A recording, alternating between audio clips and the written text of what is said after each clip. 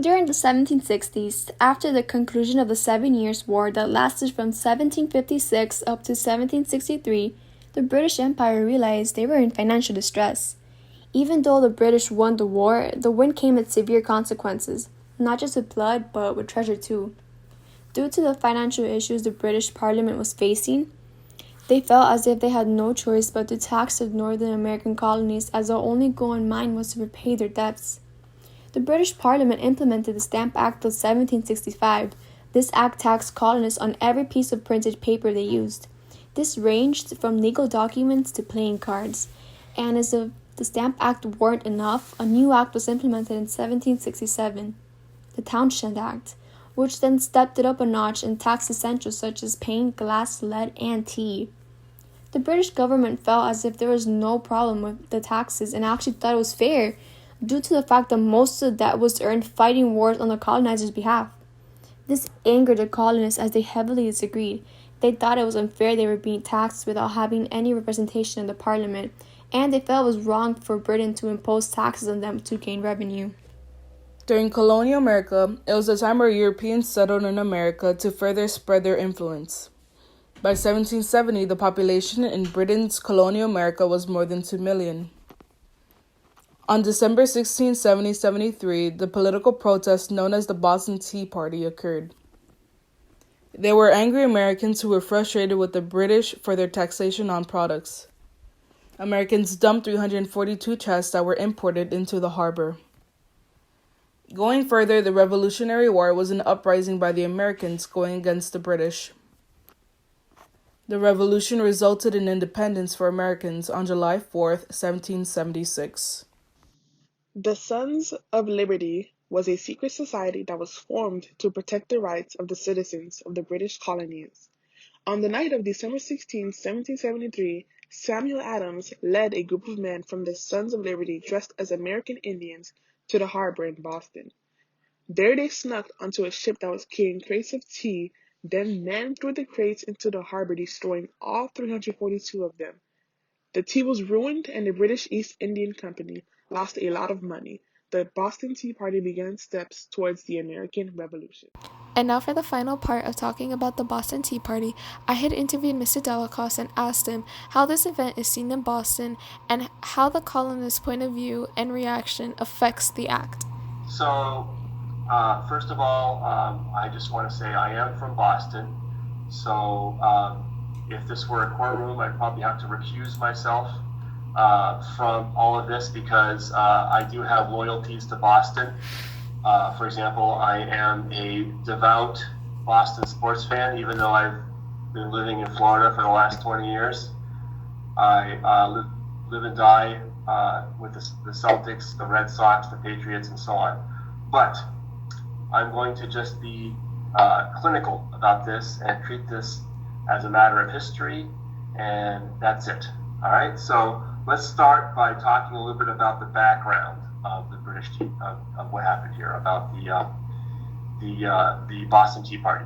So the very first thing we have to understand is that the Boston Tea Party doesn't just happen in a vacuum. The Boston Tea Party happens is because of the British Parliament, right? At this point, Parliament enacts taxes on the colonies, and the colonists have no control over these taxes. They're angry because this is taxation without representation, right?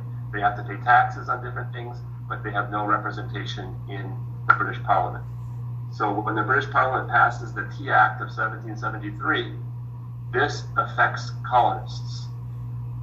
One thing that most people don't realize is that this act actually, instead of increasing taxes, actually lowered taxes. But it didn't lower taxes on the colonists, it lowered taxes on the company called the British East India Company. And the British East India Company was the company that brought most tea to the colonies.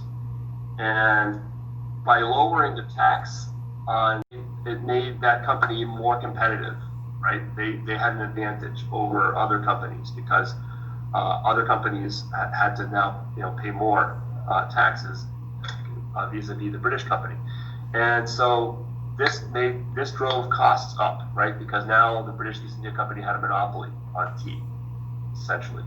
So there were other options, like the Netherlands had companies that brought tea for much cheaper, and so the colonists were used to buying tea that was cheap.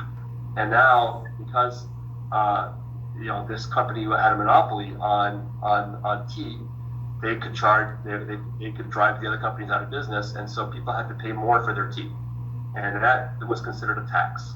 And so this really angered the colonists, and action was taken at the end of that year in December. So the date of the Boston Tea Party is December 16th, 1773, and a group up as Mohawk Indians decide to, and they're led by Sam Adams, right? Sam Adams is the one who leads this attack on the tea, right? And he is part of the Sons of Liberty, right? They are a group of people who are advocating for revolution. They're advocating for independence from Great Britain, and their leader is Sam Adams. There are about 60 of them. They disguise themselves as Mohawk Indians, and they raid 3 boats that are owned by the East India Company, the Dartmouth, the Eleanor, and the Beaver. And they throw about 342 chests of tea into the Boston Harbor. They smash them with their tomahawks, and they dump out the tea into the harbor. This, of course, angers Britain very much, right? So they respond to this with the coercive acts, which otherwise known as the Intolerable Acts. And this is basically what starts the American Revolutionary War, right? Because the coercive acts and the intolerable acts, you can imagine from the title, intolerable, they were intolerable to the colonists. All right, it basically put Boston under martial law, and Boston now became an occupied city by the British. And the other thing it did is it made the colonists had to house these British soldiers that were now occupying Boston in their own houses, because the British didn't want to have to build barracks. So they forced the colonists to house these British soldiers in their houses, and this was intolerable, occupying soldiers in their house, right? So this is what changed the mood in the colonies. Up to this point, the colonies were very divided about whether or not they should go to war and against the motherland and declare independence. But at this point, the coercive acts and made it so obvious that war was necessary, that independence had to happen, that it definitely pushed the colonies to declare independence and start the American Revolutionary War. So that's the long-lasting effect of the Boston Tea Party. It essentially is a chain, the first of a chain reaction that leads to the American Revolutionary War and the Declaration of Independence. Occupying soldiers in their house, right? So this is what changed the mood in the colonies. Up to this point, the colonies were very divided about whether or not they should go to war and against the motherland and declare independence. But at this point, the coercive acts and made it so obvious that war was necessary, that independence had to happen, that it definitely pushed the colonies to declare independence and start the American Revolutionary